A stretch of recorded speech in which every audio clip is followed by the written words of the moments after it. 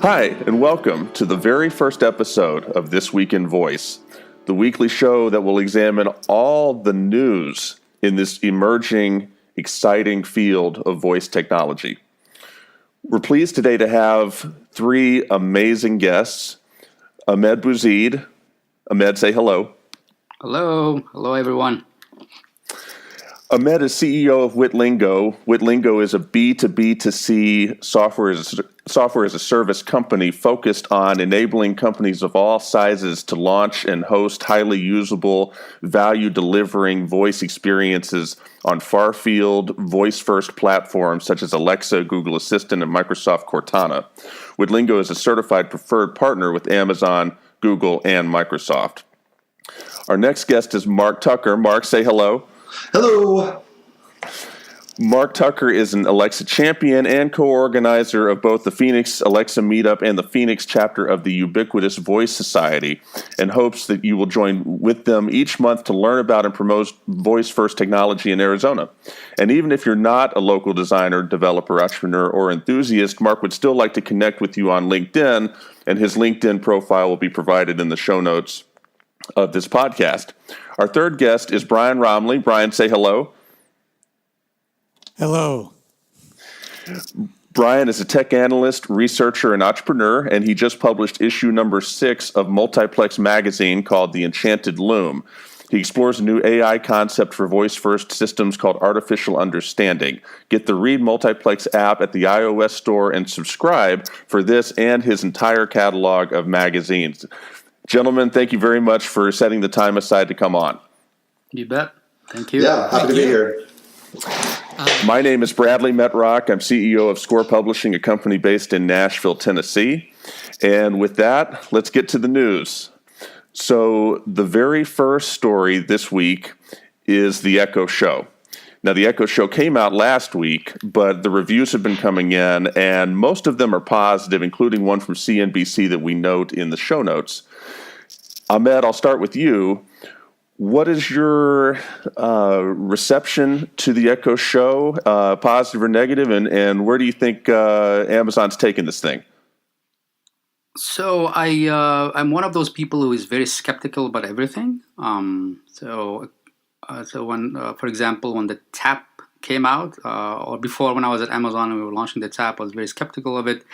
But like any other product, you can't really judge it until you have it in front of your eyes or you start using it.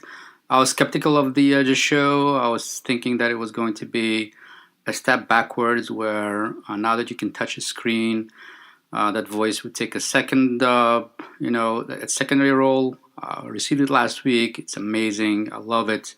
I love the fact that I'm able to do what the Echo does, but also have the additional screen. I think I'm just starting to explore it for real and thinking of use cases, and there are limits to our thinking, and our thinking is enhanced and helped when we have something in front of us. So my reaction really is I love the product. I think it's going to go very far. It's going to open up a whole new set of use cases of multimodality, and so I'm looking forward to having it be part of my daily life. I received the Echo Show the day before our last series of meetups, and took it to the meetup, and it got some good positive feedback from the people that were there. I had a series of different devices. I had an Echo, a Dot, I had a Dash One, and an Echo Show there. And this particular venue had a network where you had to do credentials, or at least click on the button when you redirected to the web page. None of the other Echo devices were able to connect, but the Echo Show actually brought up a web page where I could click the confirmation on the web page and was able to use that and demo that. So that was impressive. So I'm looking at it from a developer perspective. I'm excited. There's documentation is just barely coming out. It's definitely going to be a voice first, screen second platform. It's not a tablet that's hooked on to the show by any means. And in fact, I watched a review on YouTube where the reviewer was giving it bad marks because it wasn't more of an interactive tablet experience. And that's definitely not what Amazon's going for here. Well, I got to echo what Ahmed and Mark has said. You know, I've always thought of this as voice first, not voice only. And Echo Show is exactly the type of system that I ultimately think we're all going to be having, but not necessarily with the screen tied into the device.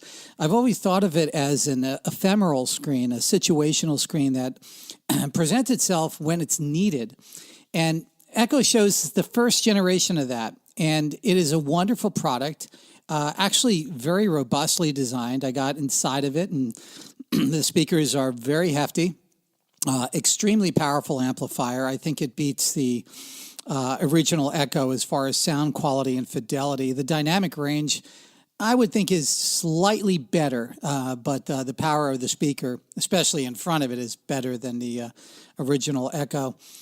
As far as the integration of the screen, I think there is going to be a learning curve, especially for developers and even Amazon. I think a lot of people are sort of trying to understand, when do you use the screen? And are we just going to get lazy and not really use the voice interface? And I think that's what Ahmed was being skeptical about. And I think the conservatism that Amazon has had in the screen usage is, I believe, just the right balance.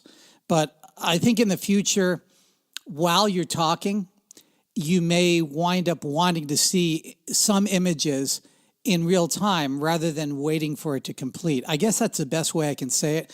And, I have demonstrations of how I do that. I've been working on voice-first devices for a couple of decades, so ephemeral screens are not new to me.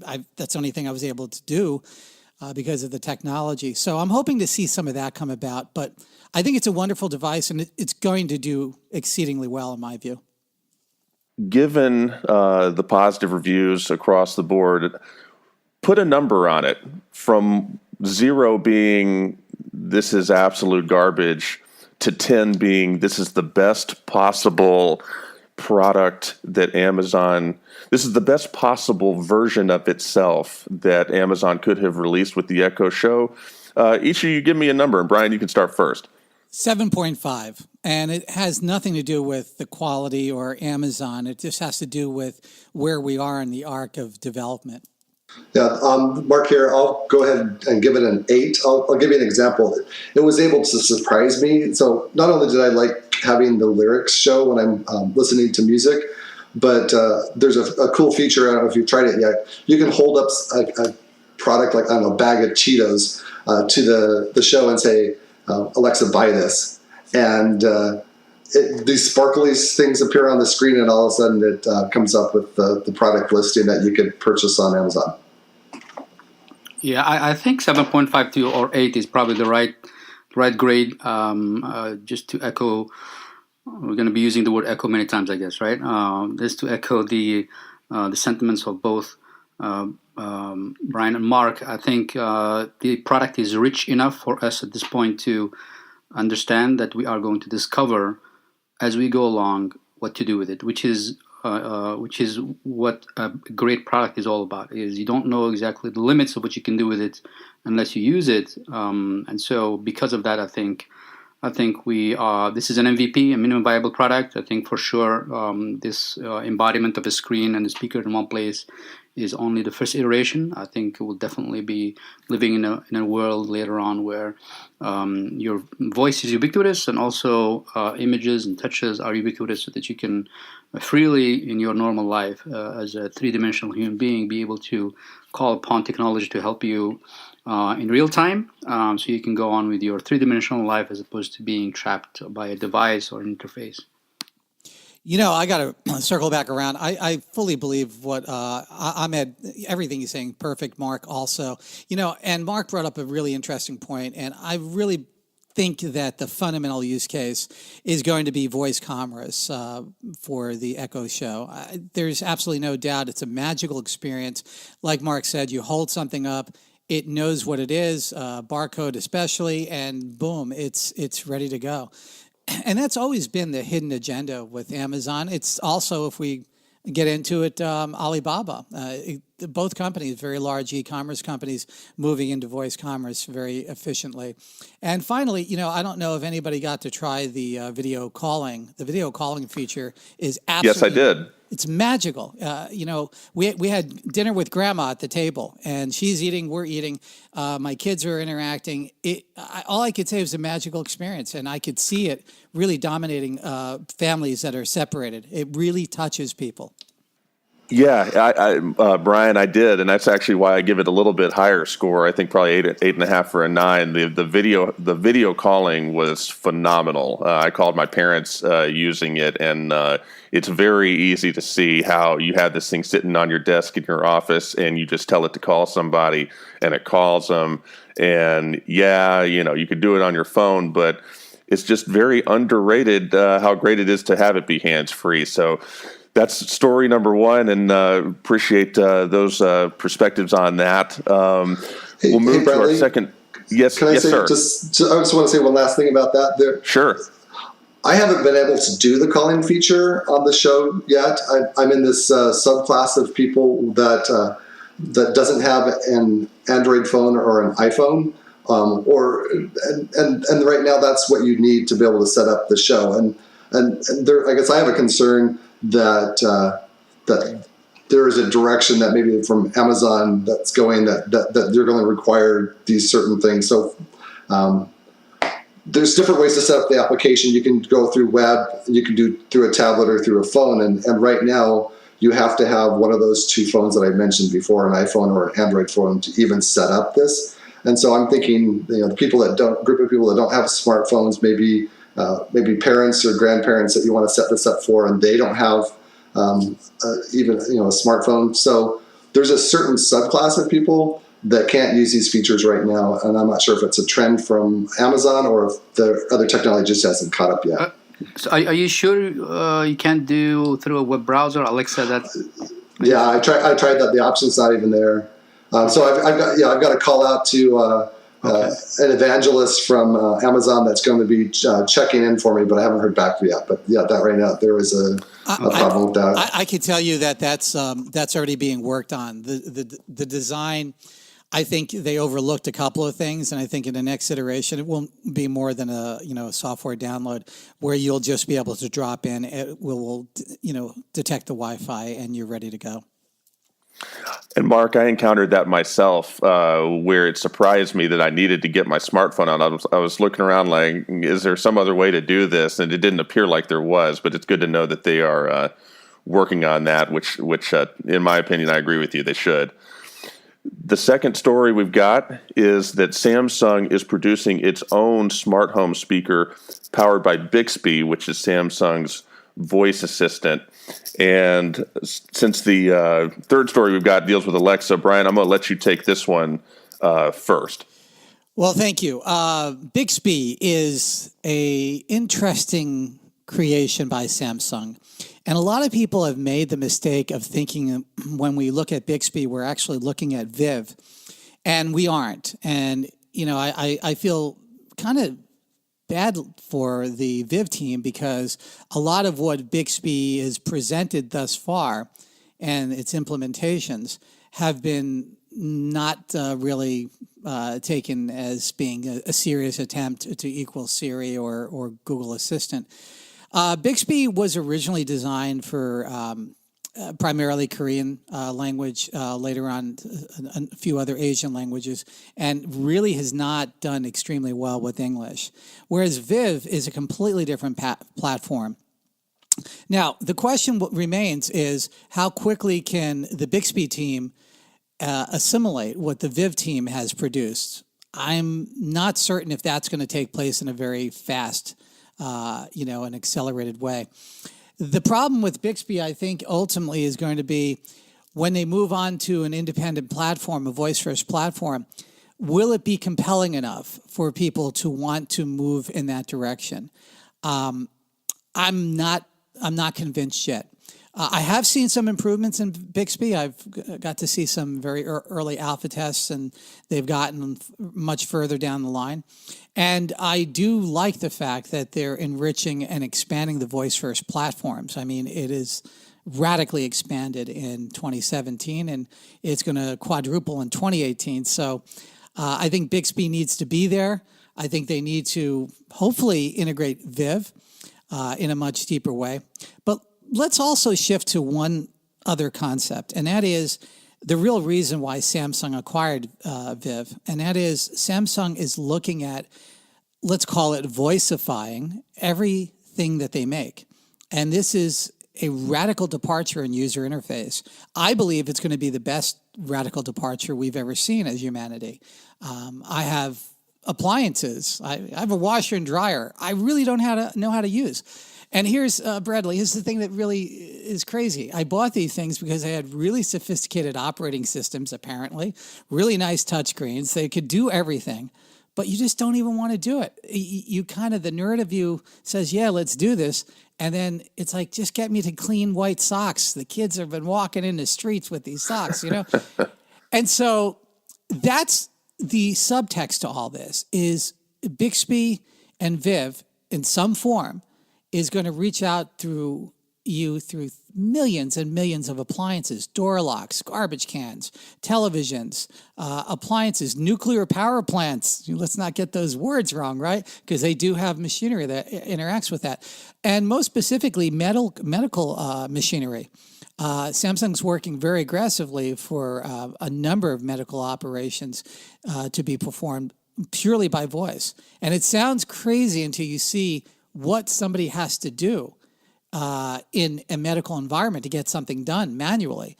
You'll see that it dramatically changes medical experiences. So they got to get this stuff wired and they got to get it right. So it's good news, but it's just the beginning for Samsung. Yeah, I just want to echo Brian's remarks in that I would be disappointed if what the iteration on their end, as far as voice first, would be an echo-like device, meaning a speaker you can talk to from far away. One use case that I would love for somebody to solve, not that I watch a lot of TV, but the television, being able to just say, I want to watch some baseball, and then baseball shows up, or I want to watch the Nationals, or I want to watch something, just that, and then just make the remote control completely, obsolete. I'd love for that use case to be solved. I think if they were to pick an MVP, that would be an amazing MVP to pick, and solve the problem of the TV speaking, and so it nullifies the signal coming out, and it's and just like magic, and it works. But again, I think they would be.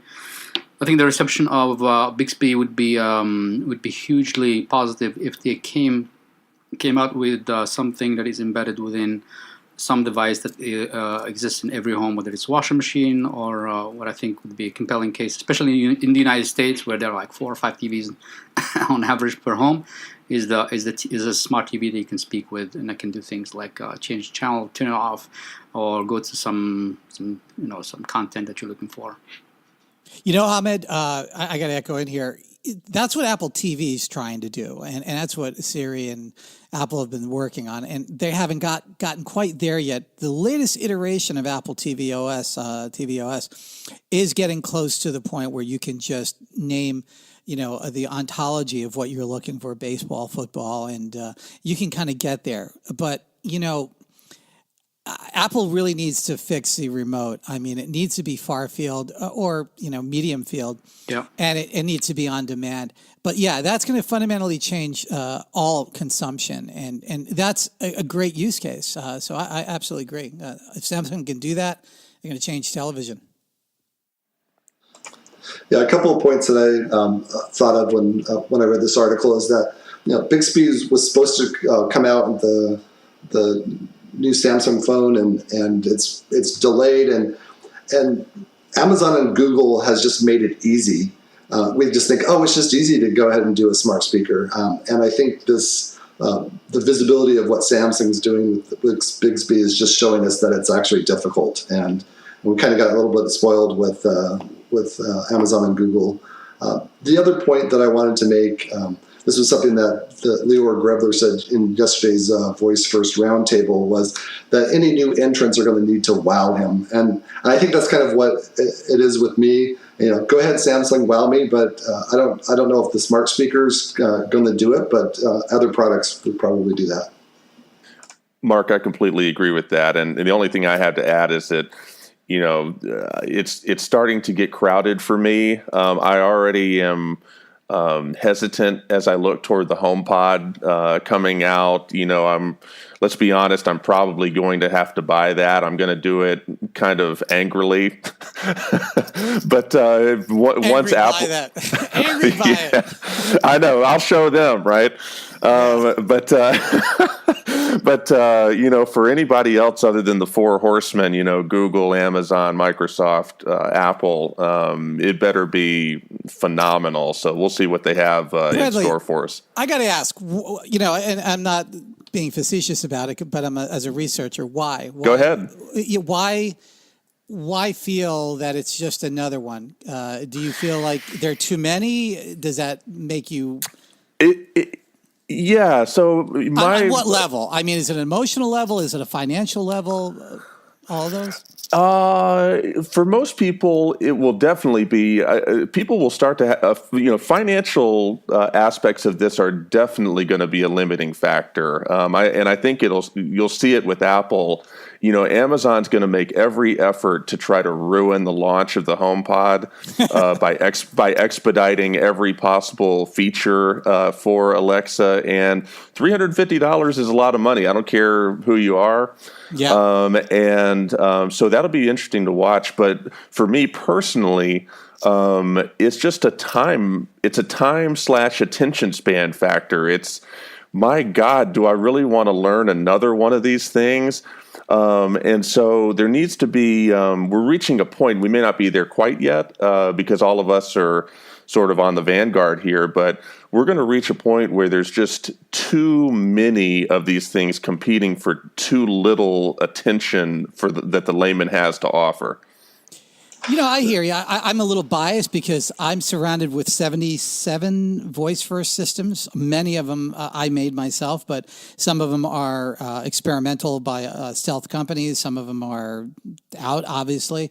And I've gotten to the point where I like the richness. And sure, here's the way I see it is you're going to have your best friends, and then you're going to have the rest of the crowd. And some of the rest of the crowd, maybe your appliances and other things, you're going to be fine talking to them because you already know the operating system. It's called speaking, and you already know the arcane aspects of that. As these devices get more intelligent, or as the OSs become more intelligent, is what I talked about in the magazine this month, artificial understanding. As artificial understanding, as I define it, it's kind of a new term anyway, is that, you're really not going to know who you're talking to, ultimately. There are going to be many devices, and some of those devices will be preferential and execute on what you want and mediate on the back end who's going to respond and how they're going to get it done. And it sounds kind of crazy, but really it comes down to resources and whether a Google can answer a question better, or maybe Amazon can answer that question better. So it's really this idea of a personal assistant that's going to stand between you and these voice-first speakers, because none of these speakers, these voice-first systems, none of them are personal assistants, not even close. Siri's not even close, and they're the closest, and Amazon certainly isn't. And it has to do with context. Yeah, I thought it was interesting that you said learn another one of these, and that's what voice is supposed to promise, right? That we don't have to learn something new; we just talk, I guess it's still a reminder to us just how early we are in this world of voice first. Pioneers. We're all pioneers. That we're still feeling like we have to learn the device as opposed to the device adapting to us.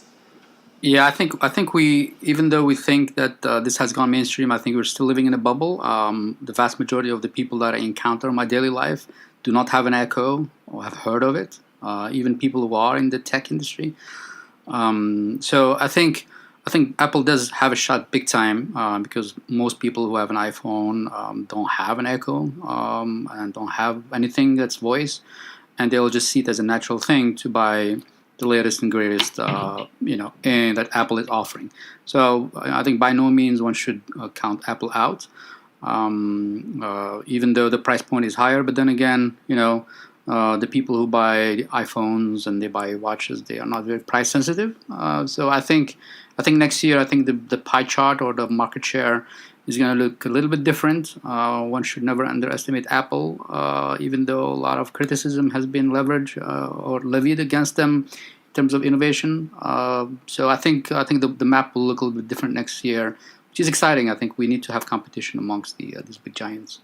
I agree, Ahmed. And I've been fortunate enough to actually hear the sound quality. And again, as an audiophile, I was stunned by the quality. And it's a lot of people think in terms of music, right? But also think in terms of the fidelity of that voice and the ability for that voice to project, and just how, in a sense, it's a magical experience because a voice literally feels like it's coming out of the room. And especially the new Siri, which is much more emotive, a much more expressive type of voice, where it sounds like it was built for the new HomePod. And obviously, Apple is also playing upon the near field and the far field. Apple owns the near field voice first world. There's nobody else coming close to AirPods. And 2 years ago, I was talking about Apple eliminating, well, actually 7 years ago, I was talking about Apple eliminating the 3.5 millimeter jack, and it's like, that's crazy. People are going to get mad. And what happened was, once they got to understand the AirPod experience, and those of us who are cutting edge using it for voice first, you never go back. Most of the things I write, I dictate into AirPods. I mean, why do I need to type when I can walk around? I can jog. I wrote half the magazine while walking in the hills. I didn't type most of it, and you could tell by the way it looks because I need an editor. But those functionalities you just can't you can't give up, and Apple's got an advantage there. And Bradley, just so that I don't forget the thought, Bradley, maybe one of these editions of the roundtable, we can do maybe a section on the pluses and minuses of voice first, because I think we're all champions. But I think it would be useful to all of us to think about what is the minus of voice first, because there are minuses. I'd be all in on that. It would be great to help us refine our thinking, as opposed to I think right now it's great for us to be evangelists. We have to be able to push the field forward. But I think it would be good for us to think about what is the minus and one minus that I see, just to trigger the thinking for whatever next time we talk about this is being cloistered, right? So walking around with these earbuds and talking all the time, and living in yourself, so to speak. The mind is its own place, kind of a thing, as opposed to being a thing that lives and interacts with the outside world. Anyway, just hopefully an idea that will turn into something. I personally I'm in complete agreement on that. I love it too. Yeah, I think it's a great idea because I hear people all the time talking about it. And trust me, there's plenty of people who tell me, what is this voice first FM thing? Like, how do you know this is going to stick? Some variation of that question. And, all the people in this podcast right now, we know that there's no turning back, but we also know that there's still a lot of hurdles in front of the sector, and it would be good to dissect those further. And one final thing, Brian, some of us are still very salty about the removal of the headphone jack. I won't name names, but I didn't do it. But part of it too, and I don't mean to open a can of worms here, but the AirPods communicate with each other with Bluetooth that passes through your brain, and I'm not incredibly comfortable with that. And that's not the least. That's by far not the only reason, but it certainly has not gotten as much attention as it will when someone sues Apple for that, which absolutely will happen.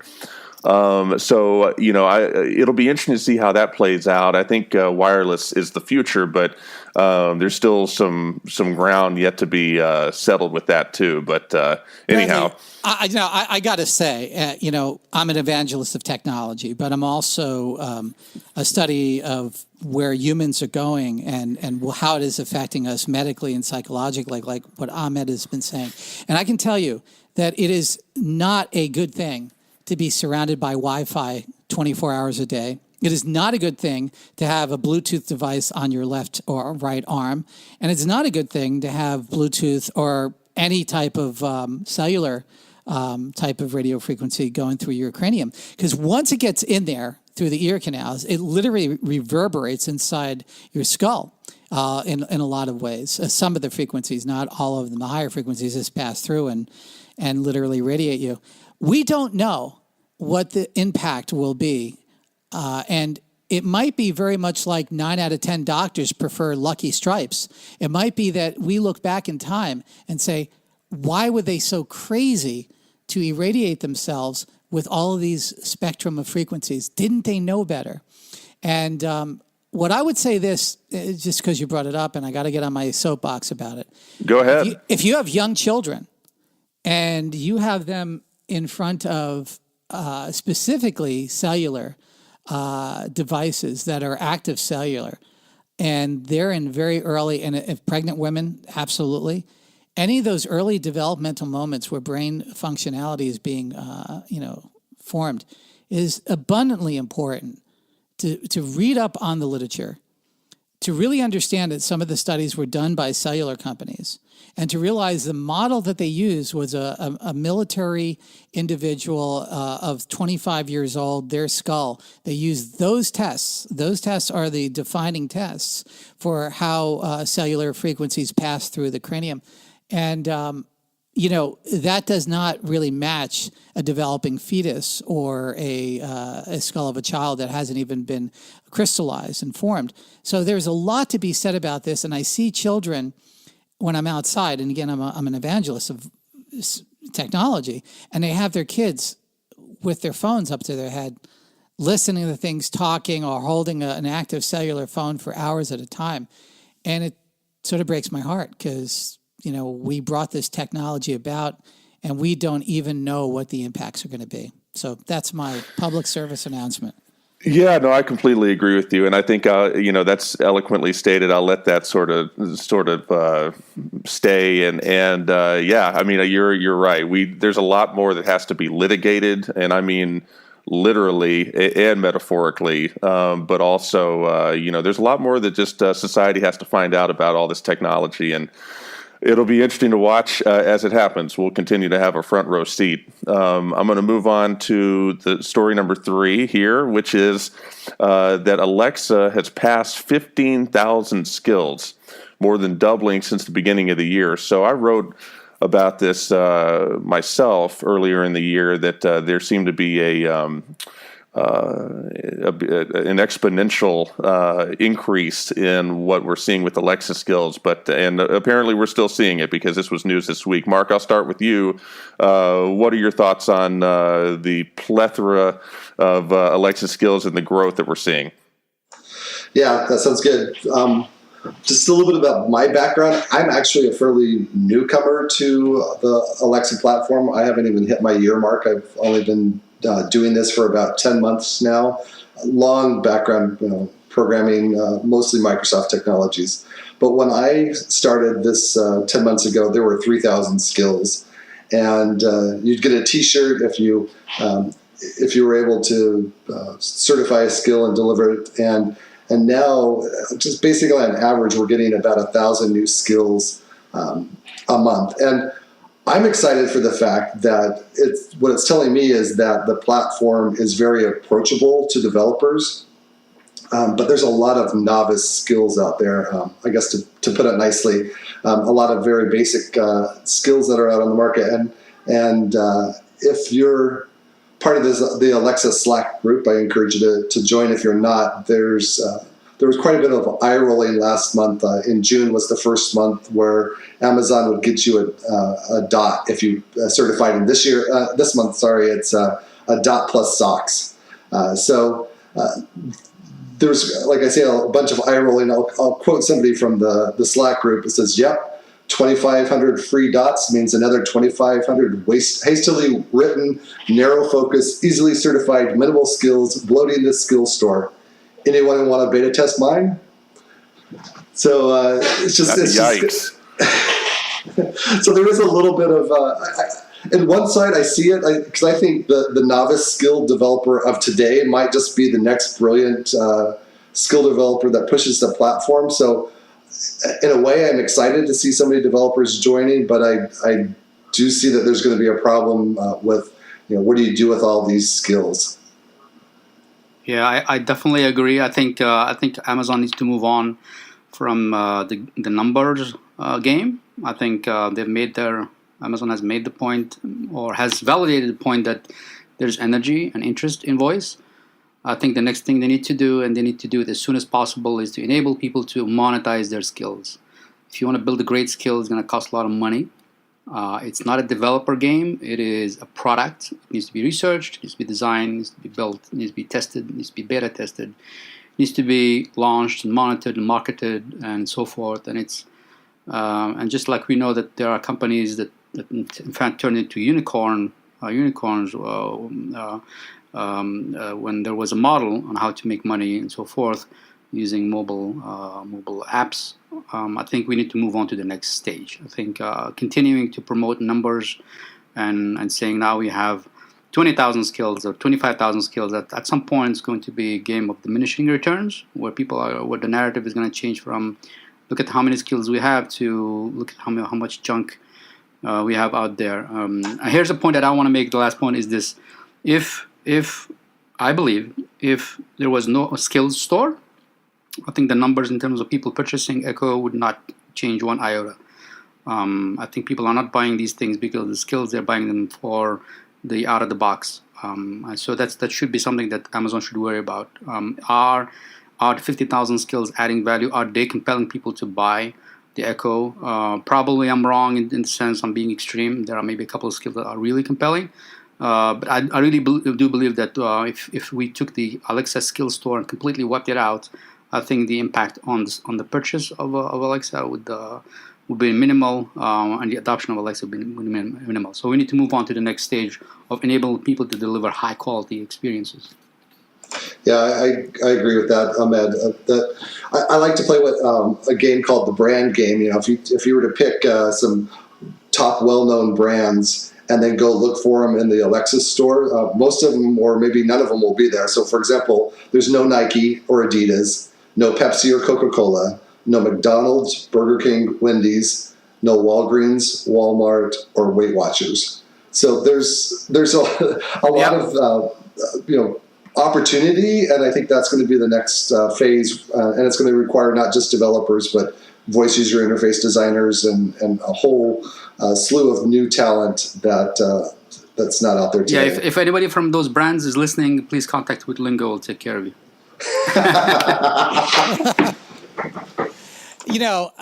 My view on this, I start with the fundamental reality of all this. And I echo what Ahmed and Marcus said, and Ahmed brought up it very eloquently, that you need monetization. But before monetization, you have to solve discovery.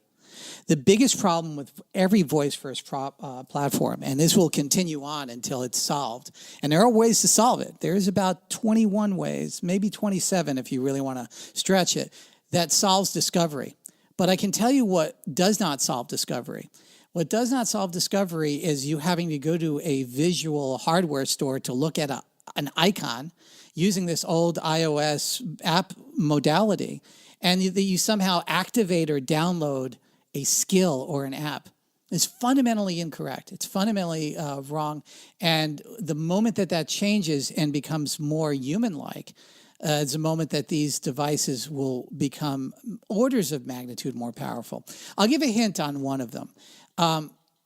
We as humans build our skills as neurons.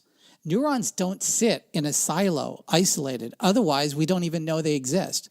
What neurons do is they interconnect and they interact with other neurons, and they form a view of the world, and they form a view of a memory, and maybe there is an activation of that memory, and maybe that memory is always active. It doesn't matter, but from a very simple context, it's a neuron. Right now, skills or apps are not neurons. They stand alone in their world, in their little sandbox, very much like a iOS app would be. And I'm not being critical of the designers here. They are just using their old modalities and saying, okay, this is how we're going to do it. Follow me through. I'll be a little long on this, but if we build neurons, if we build use cases where these systems all interconnect, it's very much like the way the internet does, but I don't want to get too iterative. then all of a sudden the value of each individual neuron is, of course, great, but the sum total is even greater. And now discovery is also, does this app, quote unquote, exist? And then invocation. How do I remember how to get to it? This whole idea of using certain keywords to try to activate a skill is abundantly insane, because there are only so many domain names. There are only so many ways that you're going to be able to, take. There might be a kid that takes over the ability to activate Coke. And then Amazon might say, well, this is a better skill, or maybe Coke gets to own it. But after a while, there are going to be some generic, quote unquote, domain names, if you will, inside the Alexa lexicon that they're going to have a fork in the road. There's 9,000 skills that can be activated with it. And then after a while, I did a study on this. At current rate, in 4 years, basically, you're going to run out of invocation words. You're not going to have them. And then you've hit the hard wall. So the problem is fundamentally that there's not enough people like Ahmed, I include myself and a few other people I know in the world, that are sitting down and thinking this through and saying, hold it. We've gotten here. This is great. We've proven that voice is going to work. But oh my God, we've painted ourselves in a corner. Let's tiptoe around the edges before we get our feet in red paint, and let's find a way to solve this. And this is a huge problem for everybody involved. Some of the folks on the Viv team were looking at this. This is something I've been studying for the better part of the last 10 years. It's been keeping me up at night, obviously, as you can tell. So the answer is we literally have to rethink discovery, invocation, and then monetization. Yeah. All these other things are irrelevant. I don't care if there's 100 million skills. If you can't remember how to get to them, there's never going to be an invocation of them. And how do I find that they exist? Yeah. So, yeah. Agreed, Brian. Absolutely. Jump in, Ahmed. Yeah. No, definitely. I think you and I are definitely in agreement. I think the full team here agrees that discovery is the primary problem right now. I think what Amazon did was good as an MVP. I think they had to piggyback on a concept that everybody understood, which is a store. You go to there. But I think, and I've written a short piece on that, I think Google is definitely going about it the right way, which is there is a way for you to say, hey, Google, ask blah for this, right? But they're also building a layer where you just say, hey Google, I want to find out what the stock is for Facebook, and whatever it is, meaning the intelligence that's mediating between you and the plethora or whatever actions, they call them actions in Google, out there, that intelligence sort of figures out which among the actions is the best one for you, and so forth, and so that you don't have to remember to say the name of a brand or some kind of an invocation. There is a semantic analysis of what you said with context. Again, I'm just theorizing about how they probably are going about it because it's sort of a black box. But in essence, what the problem trying to solve, which is a very hard problem, is the problem of you saying things naturally and it discovering for you the service that it has in its ecosystem to deliver or to solve the problem you're trying to solve with the burden, which is what makes this interface very compelling, with burden being completely on the artificial, let's call it, interface as opposed to you. The burden being on you not having to remember how to invoke something, but just speak it naturally. And since it's a neural network, hopefully it will learn how to answer you versus somebody else, and give you what you want, given the way you speak or how you talk or how people in general talk. So I think directionally, I think we are going we're pointing in the right direction. And I think Google is consciously is not playing the game of Amazon, which is they're not playing the number game. They are going about it in a different way, which is great for us. Competition is great, and they're trying to solve the problem of discovery in the right way, which is to take over the burden. I got to ask. My idea is that everything is interconnected like a neuron, right? Once we start building these actions, and they become interdependent. And this interdependency, I think, is a really important part. What if one of the neurons leave? What if, like, I go into your brain and I pull out a memory, and then all of a sudden 1,000 other memories are impacted because of this interdependency? See, what I'm essentially saying is, once you go down this path, you are stuck with the idea that you literally have to build a very high contextually aware, true personal assistant that is uniquely with that person. Do you see that as the ultimate directional? Yeah, absolutely. No, I mean, you definitely have thought about this a lot more than I have, but I definitely agree with the sentiment and the understanding. I think you have a lot more involved than I do.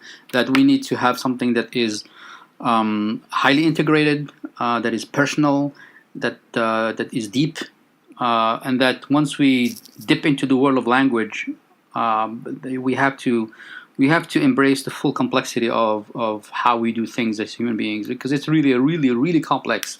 I love that analogy though, right? That complexity, right? Yeah, it's hugely complex. Yeah. Yeah, but it's solvable in your mind, right? I mean, we're not talking about trying to climb an artificial mountain, right? Yeah, I mean, you've been down this road. Yeah.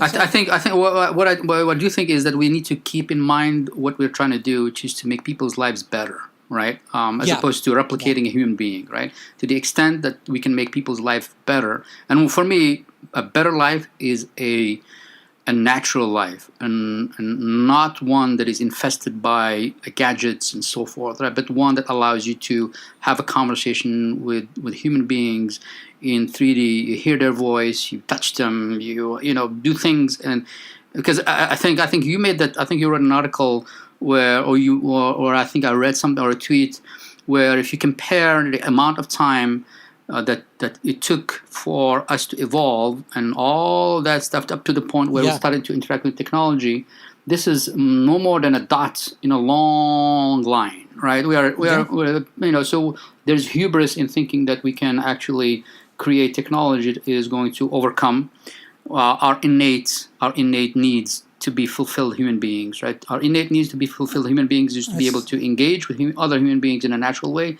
which is voice, conversation, face-to-face, touch. And if we don't do that, then we are in a state of, enemy, where we're not completely ourselves. Anyway, so I'm getting on my soapbox again. Yeah, well, no, that's actually beautiful. And I got to say this, the idea that humanity was designed to type. This last issue of Multiplex magazine, I went into Broca's area. When you understand that the brain is actually telling you what to type and you have to transcribe it. Most people in the AI research community are not thinking in these terms, and most of us in the technology world just take it as an a priori that, when you type, you type. No, what you're doing is you're transcribing an inner voice. So in a sense, when you are activating your motor neurons and then they are activating your nervous system to try to type one painful letter at a time to form words, you realize that there's a throughput problem in your Broca area, which Winkle area, they interact. But, Broca is basically your inner voice or that region. I cut that out of your brain. You can never communicate again. You can't type, you can't write, you can't speak. I give you Broca back, you can. I partially damage it. You might only be able to use a few words. And Broca discovered that by somebody who had a lesion on the area that they named after him. But when you understand that humanity took a big step backwards so that computers could understand us, when you really understand that cannot stand, that the mind is not going to evolve. See, evolution doesn't work this way. You don't just start working a muscle and then all of a sudden new babies will come out with a bigger brain. You have to die. Certain people have to die and others have to live for evolution to work. And I don't see anybody dying because they have a better or living longer or whatever because they have better skills of typing. That certainly is not what's going on in the world. So when you understand why voice first, I say this, go back to Broca, study his area, study how that we're literally transcribing everything as a voice in our mind. It's literally, think about when you type. As you're typing, you're saying words in your brain. There's no other way around that. When you are writing, when you're manually writing, unfortunately, you're literally doing both parts of the brain. That's why writing is always better than typing. But as a programmer, I 10 years ago, 20 years ago, I would have really wanted to argue. I'd get mad at me for saying this stuff, but it's the reality. It's reality. We're designed to speak, and that's why voice first is going to dominate. That's one way or the other. Oh, I love this. Sorry, I love this. We start from Alexa skills and we end up on neuroscience. Yeah.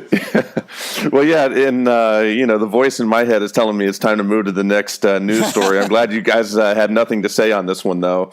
I will say that I look forward to contributing to the garbage in the Alexa Skills Marketplace store with a skill coming out very soon for This Week in Voice, where you will be able to say, Alexa, please play This Week in Voice, and it will play it for you, just like you can conveniently for Voice First Roundtable. You can say, Alexa, please play Voice First Roundtable, and it will begin playing that. You will find funny, though, working with Fourthcast, which is our sponsor for a couple of the other podcasts. We tried to do an Alexa skill for the Alexa podcast. And I knew it was going to get rejected, but it was just funny to watch the developer who's in charge of that deal with that. So yeah, Amazon was not willing to have an Alexa skill where you say, Alexa, please play the Alexa podcast. And Brian, as to your point, just that we're going to hit this wall of having invocation words is just not going to work for too much longer. So your point is well taken. Moving on to story number 4 in the news, Google fined 2.4 billion euros by the European Union for, quote, anti-competitive practices in written search. And my question, I'll start with you, Mark, again. Will this impact acceptance, adoption, et cetera, for Google Home and Google Assistant, or is this just sort of irrelevant? This definitely isn't my specialty. I do personally find an issue if Google's preaches consumer first and then ranks up its products higher. I do have a problem with that, but long-term fallout, I don't know that there's going to be any, and I don't know that it's going to affect voice. That's my short analysis. Okay. Well, it's interesting you bring this up because this has been something I've been thinking about for a very long time. And, antitrust actions go through cycles. I grew up in central Jersey when the divestiture of AT&T took place. And there's good and bad about that. Some of it's very bad as far as the way research has declined in America. AT&T led that for a very, very long time. But anyway, we have a history to show us what this looks like within what happened with Microsoft. And it turns out all of that work of trying to regulate Microsoft really didn't do anything. Ultimately, Microsoft lost their dominance because technology passed them by. And what is going to happen, I believe, is, yes, does Google sometimes not do the right thing? I would say probably that's very true. Is it the province of regulators to regulate? Yeah. And do they need to be threatened sometimes? Absolutely. But when it comes to voice, it's going to be a very critically important problem. Problem number 1 is, what is going to dominate? If, in fact, the invocations like we talked about go away, who's going to get to control that in your voice first system? How much is somebody going to pay, perhaps, to take over certain words? And is that in the best interest of the user when they're asking for things? That's problem number 1. But it gets even more complex when we start talking about privacy. And I believe, this whole thing about the antitrust actions and fines are going to set the stage for privacy actions. And I believe the next 10 years, we're going to see a war over privacy like we've never seen before. The generation that said, hey, I don't care, I put all my whole life up there, big deal, they're going to start getting older. They're going to start changing a lot of their worldviews, and they're going to start saying, I want my privacy back. You don't have the right to know this. And to hand to Google something is they finally stopped phishing through Gmail. I think that's a very important beginning. I think it was overlooked by a lot of people. And maybe it's a reaction to other regulation that was coming across. Maybe it's a reaction to the political landscape of 2016. I'm not sure. But the bottom line is regulators are there to regulate. They're going to do things that are both in the interest of the people and, unfortunately, in the interest of perpetuating being more contentious in a regulatory environment. It's the best way I can see it. Yeah. Ahmed? Very, very briefly, I'm always sympathetic to any entity that challenges big moneyed interests. So government that challenges a massive entity that has infiltrated our lives, like Google. Probably Google has infiltrated our lives a lot more than Apple, for example, because everybody uses Gmail, and Gmail is where most of our lives happen, in a recorded way and in a way that you can search and so forth. Anyway, so I'm sympathetic, and I love the fact that Europe has challenged Microsoft and has challenged Google, and they need to be kept in check. Number one. Number two, I think the voice, especially the voice interface, is one that it has pluses and minuses. The minus of voice is that it is very constraining. If you search for something, you don't have in front of you the leisure of a screen where you can see multiple results, and you can click on this and do your your search on your own terms to find what you're looking for. So you're a lot more susceptible to manipulation. So if Google, for example, is promoting certain results and provides you with that answer, and that answer is not purely or a clean rendering of what is the best result out there, but is influenced by some moneyed interest, you as the user, trusting, and as most users are, most users are not like us, skeptical and think through things and wonder about what are the interests behind this and that. Just look at technology. They believe that it's done, and it is actually delivering the best outcome out there. And so therefore, they are a lot more susceptible to manipulation. And so I think the problem is more acute with voice, just because of the nature of the interface. And so I'm looking at this particular challenge very closely to see how they're going to resolve it. I don't think it's like all problems that are worth solving. I don't think it's an easy problem to solve. So I'm anxious to see what's going to happen next. Okay, and that's a segue into our fifth story, which is a positive story about Google, that Google Home was just released in the United Kingdom. And one thing I'll throw in here before tossing this to y'all is that I was unaware that Google Home recognizes up to 6 different voices. And I think that's really, really cool. I've been, I don't own a Google Home. That will change soon. But, I've sort of been waiting to see, when am I going to find out what the differences between Google Home and Amazon's hardware are. And I found that to be a fascinating one. So Google's doing a lot of good things, but including they just went into this new market. So Ahmed, I'll start with you. Your thoughts? Yeah, absolutely. So I think, as I was saying before, I'm very happy that Google is in the mix. I'm happy also that Cortana is in the mix. But for sure, Google is trying very consciously to differentiate themselves from the front runner, which is Alexa. I think distinguishing between voices is a huge one, for sure, for many reasons. I think the fact that they are in Canada and the fact that they are in the UK, although Alexa is in the UK as well, is great. I think from a developer, I love the fact that we, the people who are interacting with the Google Cloud through their SDK, are able to get not only the intent and the slots, but are able to get the full transcription of what the customer said, which is hugely important for discovery, and which is a thing that you cannot today do. Hopefully the Alexa team is listening to this, that you cannot today do. And that's a big minus. Because you go out with a skill and an action, with an MVP, with some assumptions, and then you discover what people are asking for. And by doing something like, a word cloud of what people are asking for, you discover gaps in your action, and you can iterate. So getting the full transcription is a big plus. And then the other thing, which I already mentioned, which is surfacing skills without having to to do an incantation or formulate, hey Google, ask X. You can just say, hey Google, I want to find out how the Facebook stock is doing, and it surfaces the Motley Fool's action, for example. That's a big plus. So Google is definitely doing some great things, and I think, and I'm a big champion of them as well as the other ecosystems. Yeah, and I got to echo what Ahmed said. Is Google is trying very hard to extend some of the abilities for developers to really understand how individuals are interacting with their designs, and a lot of the folks I work with really appreciate that.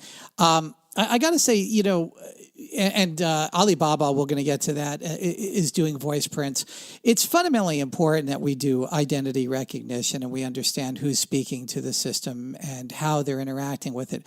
And also to create sandboxes of activity capability of an open mic, right? So we already saw what happened with, I think Burger King did it with Google, and others have done it indirectly or on purpose with Alexa, just by, yelling a commercial out and it's already going on in the background, right? So what we need to do is understand that once there's voice commerce attached to these systems, or somebody can do something that can potentially impact somebody's privacy or financially, you have to have some form of identity recognition. And voice print that, for example, Alibaba is using is pretty good. Pretty darn good, not perfect. And I don't think any voice print technology is going to be abundantly perfect. I think Apple's approach is ultimately going to use biometric at a distance. That's one of the reasons why they acquired PrimeSense. PrimeSense, Microsoft had the opportunity to own that company. They made the system for Xbox many years ago, which they've discarded now. But the idea is who's speaking to me and what context are they speaking to me? That's what's most important. And Bradley, you surfaced an interesting artifact that most people, even in our community, don't understand. Google is capable of doing some of these things. And we're going to see Alexa do it very soon also, I can tell you from an inside track.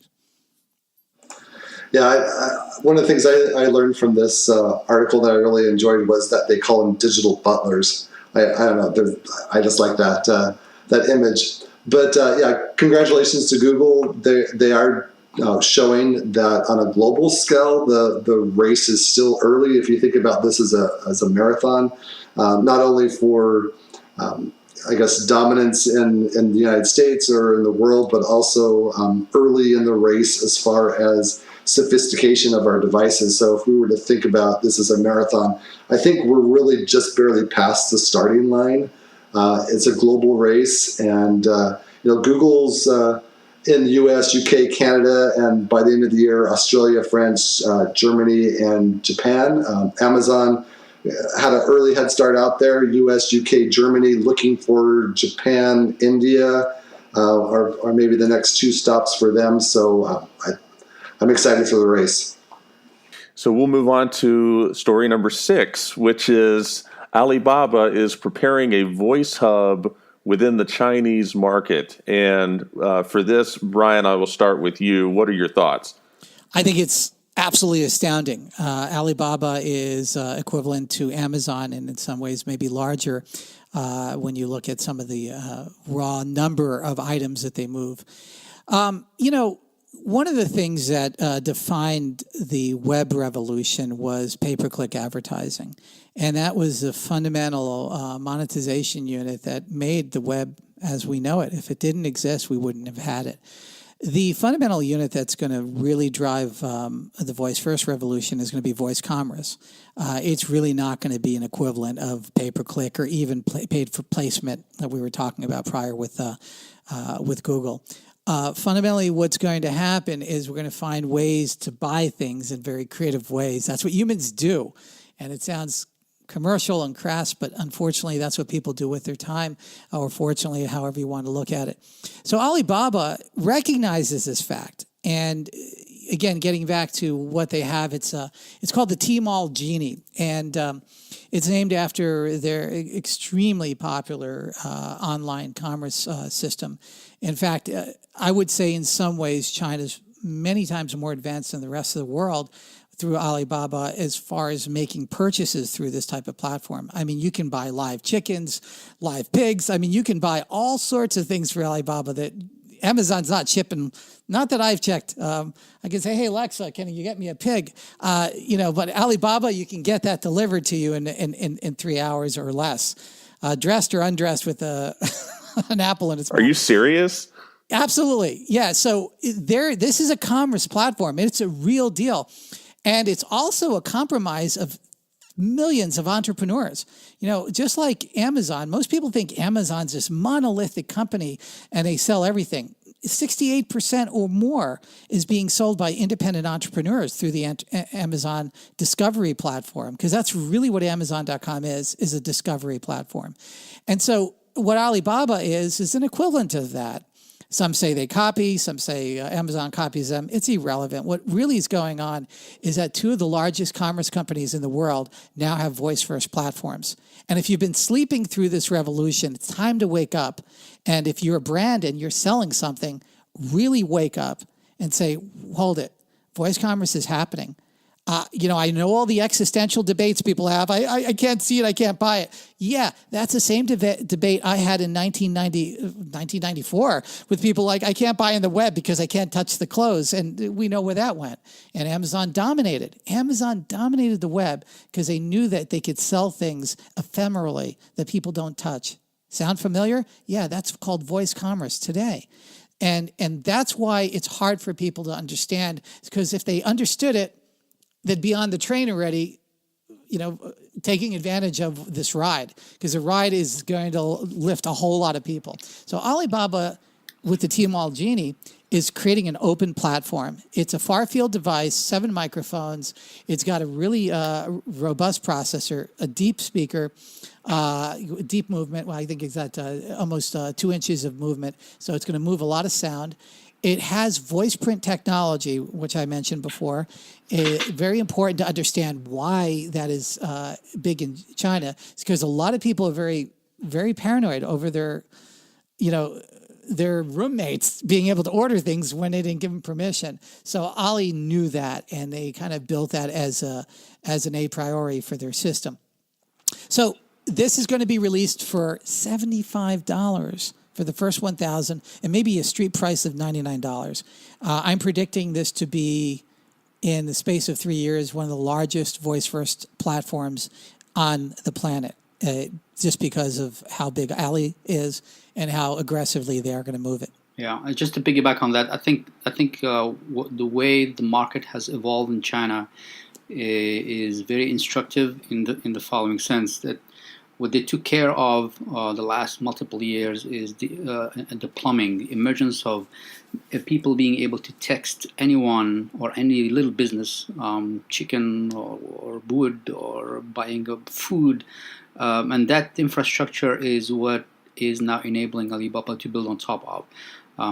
So they're way ahead of whatever chatbots that we have right now. It's interesting that the chatbot.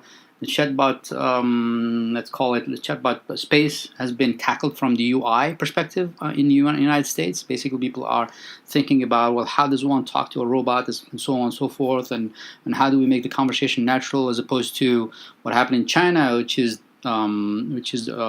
they didn't care too much about the interface. What they cared about is the plumbing, with the interface being between a human and a human. Right. Once you have that interface, then you can add on top of that in the artificial layer of somebody talking to a non-human, and that's why I think we have something formidable to look at with Alibaba, and the fact that now that they have this plumbing on top of that voice interface, where you can actually do useful things like buy something from, I don't know, the down the street's grocer. And you just make the order, and they can deliver it to you. You can pick it up, and there now you have an actual value-based interaction through voice that has an infrastructure that was being built for multiple years before we get to this point where we are today. Yeah, what's interesting about this is it's not really a Amazon competition. Alibaba is not really going up against Amazon, because if you look in China, Alibaba's got 57% of the share, and the next largest retailer has 25%. And if you look at the top 3 internet giants, 2 out of the 3 already had some sort of a voice device. And so this is actually Alibaba doing a little bit of catch-up. But excitingly, that they have a developer SDK, so it sounds like it's going to be extensible. Yeah, I was just going to say that one of the fundamental things that I think, and Ahmed brought this home really brilliantly, is that Ali really built the plumbing in a way that nobody else around the world has done, and on top of that, they added Alipay. And it's so important to understand how voice payments and voice commerce are going to interact with each other. There is no credit card in the voice first world. So the selection of payment and how you enumerate and remunerate various components inside this new paradigm is going to become absolutely stunning. And I think Amazon is in a unique position that they've built Amazon Pay. And I think Amazon Pay is going to become fundamentally important, not just for voice payments, but for web payments. And it's going to be quite a disruptive thing. That one-click experience is what they're trying to bring around the world. Yeah, I just wanted to say really quickly, I was really new to this topic and voicebot.ai. I want to do a shout out to Brett and Ava there. They have a good article today and yesterday on this Alibaba subject. Yeah, I also wrote a article on readmultiplex.com, kind of covering some of the deeper details. And VoiceBot AI is great folks over there. The thing that we have to understand, though, before we put a head on this, is 450 million daily users. It's you just got to think about that mass scale, and that's growing, regularly. I believe that probably by the end of the year, we're going to be approaching almost 1 billion users by the growth structure that they have. It's a massive platform. And also a massive data, which will take their voice recognition to a whole new level. Even though the Mandarin Cantonese, perhaps the audience doesn't know this, but the speech recognition problem in Mandarin and Cantonese is a lot easier than it is, even though there are the tones and all that, than it is for, say, English or French or or the other languages. So on top of that, you have this layer of billions upon billion, or an order of magnitude more probably than what Amazon is able to collect.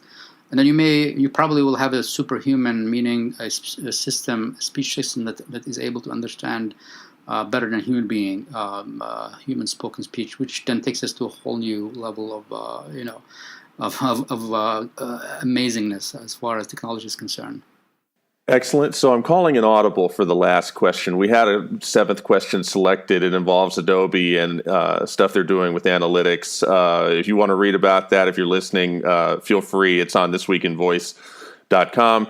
I want to conclude this podcast, which has just been phenomenal. This is just going to be a fun show every week with each of the three of you just simply stating what you think the most important story or most important aspect or angle on voice technology right now is. Starting with you, Ahmed.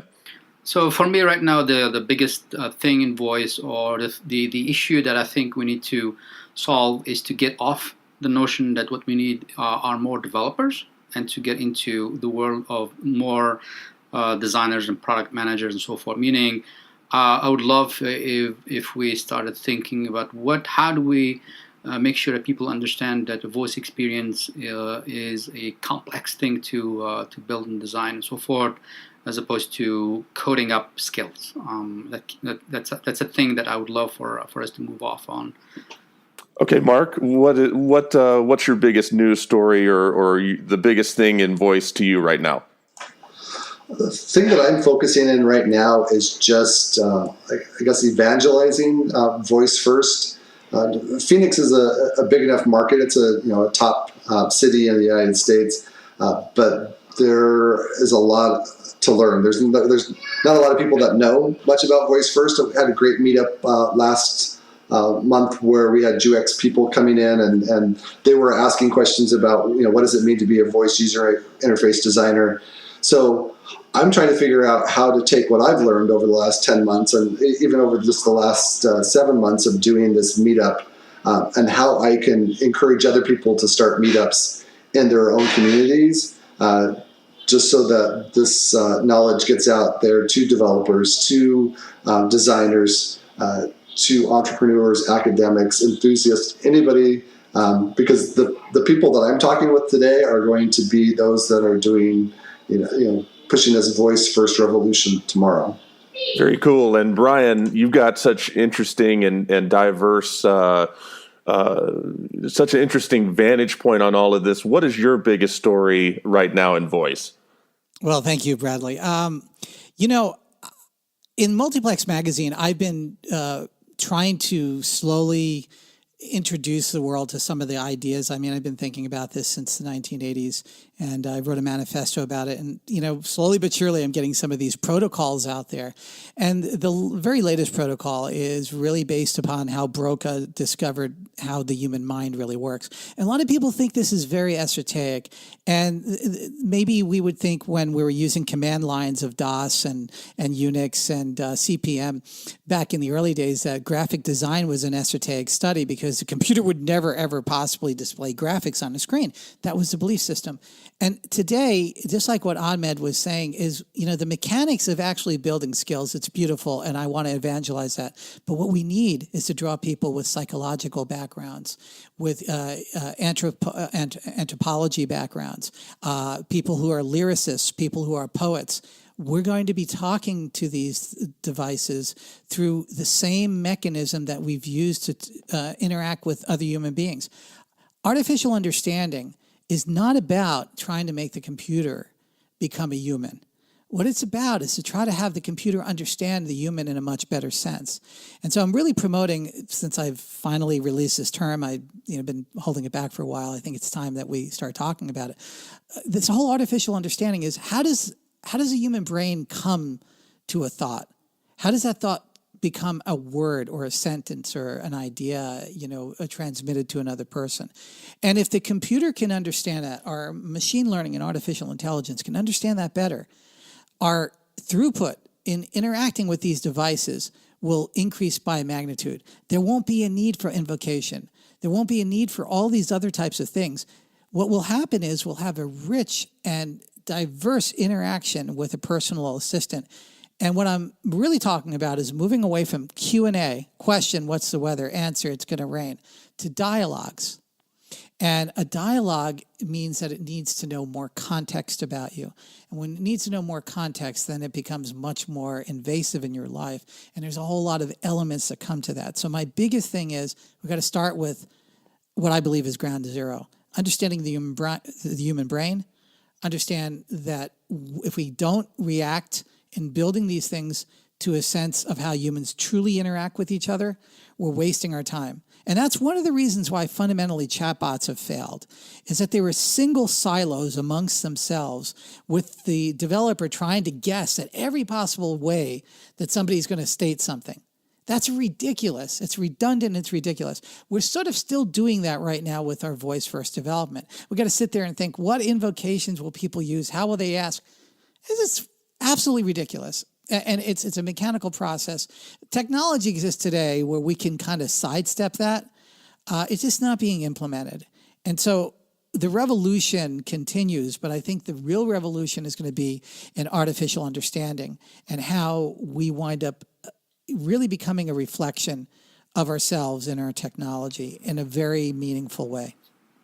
Yeah, on one last item, just to amplify on all that Brian has said there, and that is that I think it's becoming clear beyond the initial core circle, the people on this panel and the community, is that people are becoming aware that what we need right now are people from the humanities to step into the fold. Absolutely, absolutely. Yeah, exactly. And so there is an article. I just want to point out an article that Harvard Business Review published, in, I think, the July-August, the latest issue, and the title of the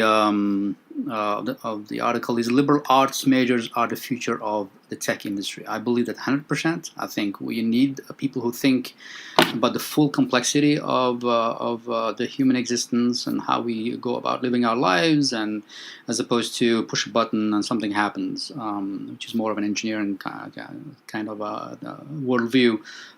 So read that article. It's fascinating, and it's great that now it's I would say it's coming into the mainstream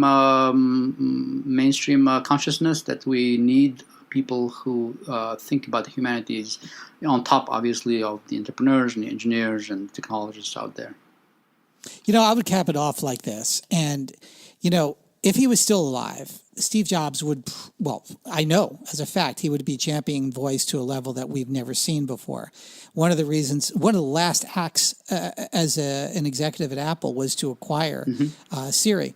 Yep. And what Steve gave us is the smartphone and the graphic user interface. And that was at the crossroads of engineering, mechanical arts, computer science, and liberal arts.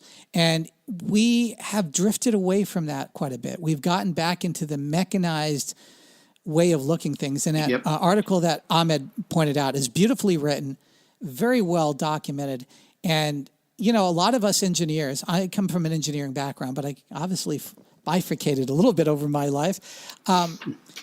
We really need to understand, what is this technology really going to do in our life? Why are we heads down? It breaks my heart to see teenagers walking down the street, especially in San Francisco, for maybe a mile and never lifting their head up. Yep. And wishing that there was a camera to show them that they're in a crosswalk, so they still don't need to lift their head up. You know what I'm saying? That's not what we evolved to. That's and right. So That's right. I always like to balance everything off. It's like we're gung-ho about this technology, but like Ahmed said, it's got to be humanistic. It's got to be able to make us greater, not make us a slave. Gentlemen, thank you very much for setting the time aside. This was phenomenal. Thank you for everyone listening to this. We will aim each week to bring you the most relevant, most insightful news of the week. So, guys, thank you very much for being Bradley, part of our first ever podcast. Thank you so much. Thank you very much. Thank you for your lots of leadership. fun. Fabulous. Thank you. Absolutely. So, for the first episode of This Week in Voice, thank you for listening, and until next time.